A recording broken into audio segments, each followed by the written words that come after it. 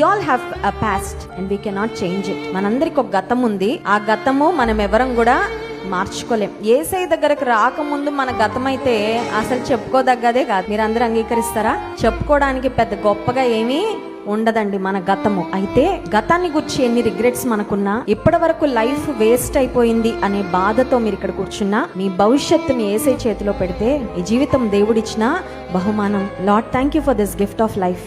మీకు తెలుసా అండి, ఈ సమయంలో కూడా మరణంతో పోరాడుతున్న వాళ్ళు చాలా మంది ఉన్నారండి ఐసీయూలో. There are people who are struggling just to live, just to breathe. ఇంకొన్ని రోజులు బ్రతికితే చాలు, ఇంకా కొన్ని నెలలు బ్రతికితే చాలు, ఇంకొన్ని సంవత్సరాలు బ్రతికితే చాలని బ్రతకడం కోసం పోరాడుతున్న వాళ్ళు చాలా మంది ఉన్నారు. అయితే మనకు జీవితాన్ని దేవుడు ఒక గిఫ్ట్ గా ఇస్తే, ఈ జీవితం యొక్క విలువ తెలియక చాలాసార్లు మన జీవితాన్ని వ్యర్థం చేసుకున్నాం.